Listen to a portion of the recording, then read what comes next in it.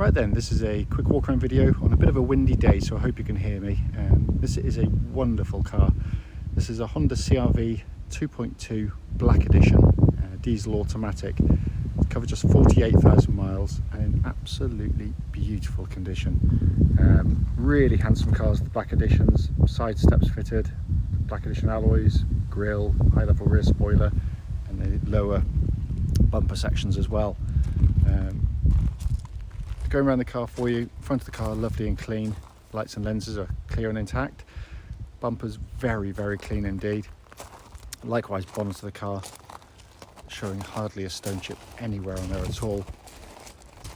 Near side of the vehicle absolutely lovely in the panel work, can't see any obvious indentations there at all.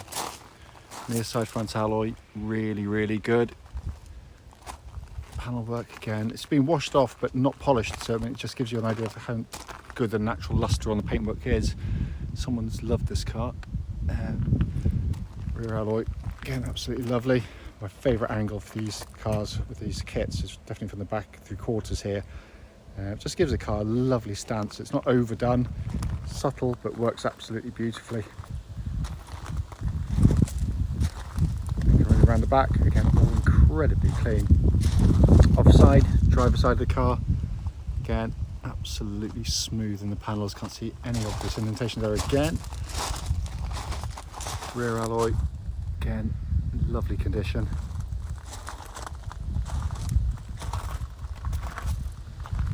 And final alloy, again wonderful condition again. Worth pointing out, by the way, the car's just going off to have 2 front tyres fitted. They were an advisory on the last MOT. They're actually quite good, but we are getting those done. But externally, the car in absolutely beautiful condition there. It's coming to the back of the car, massive boots on the vehicle. Most CR-Vs are really heavily used, and this has been kept absolutely beautifully. It's coming into the back of the car, enormous amounts of leg room. I've set those front seats there for me, and I'm over 6 foot tall. And you still got, I can sit behind myself with inches to spare. By the way, the video makes the seats look slightly purpley almost. They're not, they're black, so ignore what they look like here, but they are in fantastic condition. Coming to the front now, passenger side, again wonderfully clean and tidy.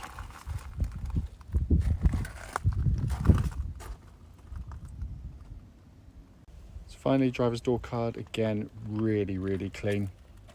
Footwell areas likewise, and the driver's seat, as with all the others, in super order. So inside the car now, engines running through sections to the dashboard, can be seen illuminated as always. Dashboard looks in lovely condition. Sat nav, as you can see there, working perfectly. If I put the car into reverse, you get that gridded rear parking camera all working exactly as it should. It really is absolutely fabulous in here. Come across to the main dash binnacle, 48,305 miles, and there are no warning lights recorded showing on the vehicle at all.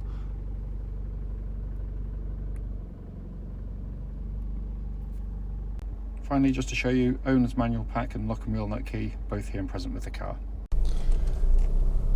Right then, this is a quick road test video, and this is for a Honda CR-V. It's a 2.2 Black Edition, diesel automatic, as you can see. This particular car is registered YH15RUW. Mileage at the start of the road test is 48,306 miles.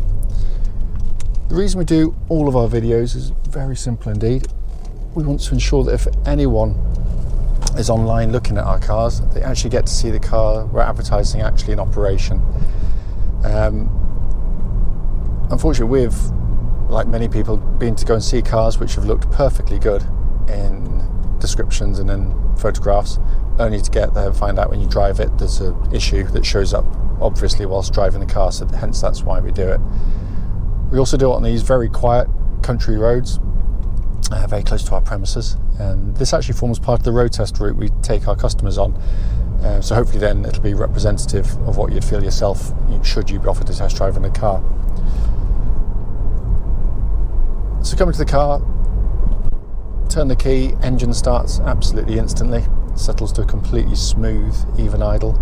There are no warning lights on the dashboard at all relating to the engine or any other part of the car, and temperature gauge running as a third, which is exactly where it's meant to be on a Honda vehicle, and the car's been running for some time now. The engines are superb diesel engines. They are everything you'd hope for from a Honda in terms of reliability and longevity, and they've got a reputation in class for being, the best in that respect, and by quite a long way as well. Helped, no doubt, by the fact that they're all timing chain driven. There's no cam belts to worry about. But it's also just a lovely engine to use day in, day out. It's smooth, quiet, only at low revs where you're aware that it's really a diesel, because even Honda can't engineer out the kind of ignition that takes place. But unlike so many diesels, which can give you a false impression, really, when you get into them, you put your foot down, they go quite well, but then they die away really quickly because the turbo gets up and then dies. This has got natural torque, so when you put your foot down, it picks up straight away with vigour, but very, very smoothly, and will pull through the entirety of the rev range should you need it to do so. But a lovely unit, absolutely lovely unit. Paired to this really slick automatic gearbox, typical of Honda, the fact that it works beautifully with the engine, because that's not always a given. I've gone to some diesel autos and they just don't work for some reason. The communication between the two, the gearbox is hunting up and down, but on this one it's just a really well developed one, and an incredibly tough box. We've been selling CRVs with this gearbox for years now and never ever touched one. Having said that, notwithstanding reputation, you should still do the obvious checks on any automatic gearbox, especially when stationary. Just when you select from neutral to drive or reverse, there shouldn't be any great delays or clunks as it engages, and the gear changes on the move should be very smooth, and in every respect this is absolutely perfect. Steering the car, again, wonderful on the CRVs. It's very, very car-like to drive. That's the best description I can give. A lot of the SUVs you get in and they make them feel kind of very truck-like and a bit commercial. This, you could just be driving, any of Honda's cars. It's got nicely weighted steering, very precise and accurate, very well judged, and it makes the car feel really secure on the road and feel very confidence-inspiring. It also tracks absolutely dead straight. There's no vibrations at this speed or any speed up to the legal limit. Chassis of the vehicle, helped by the fact that the CRV is the best-selling SUV in the world, so Honda clearly know what the vast majority of its customers want, and what they basically want is a comfortable car to get you from A to B, you and your family, but one that also, when you go through the corners, doesn't do what so many SUVs do, kind of fall over and then lollop around through the corners. This again holds station really nicely, really well damped, flows the corners really, really nicely, and it is to my eternal irritation that you get or listen to so many kind of road tests from these car magazines where they refer to handling, which is a bizarre thing really in these cars. It's not a sports car. It's not designed to be a sports car. It's a really enjoyable car to drive. It's pleasant. It's comfortable. It does exactly what you want it to do. But is it an S2000 or an MX-5? No, it's not. It's just a beautifully resolved family car. What I'm also listening out for, by the way, on road tests, and this particular section of road is notorious because it's just got a horrible surface to it. I'm just listening out for any kind of rattles or clonks coming from underneath the car that shouldn't be there, and there's nothing at all. It's absolutely solid. Brakes are very good. I'm not going to jam them on because we've literally just fitted brand new rear brake pads, so they obviously need to be bedded in. But the brake pedal's absolutely solid, lovely and powerful. There's no kind of pulsing or vibrations at all coming through the brake pedal. It's all in fine order there. Coming inside the car, as you'd expect of any Honda, beautifully put together, absolutely superb build quality on these vehicles. Lovely place to sit. You've got fantastic visibility all around. And again, a lot of SUVs you get into, you feel kind of hemmed in,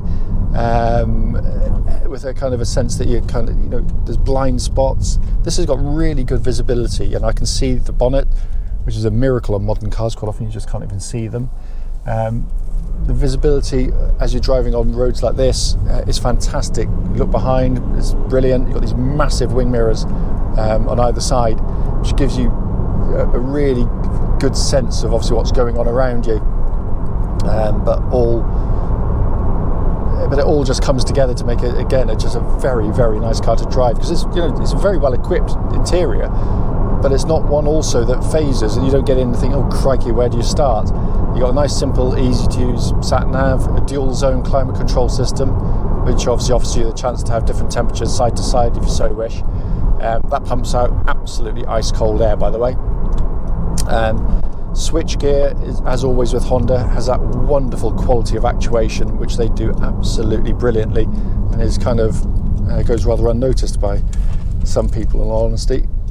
Dash binnacle in front, again, it's just simple, easy, legible dials, dials that give you, all the information you need. It's not over fussy. You've got a center display, which is kind of, again, you can scroll through different information if you so wish.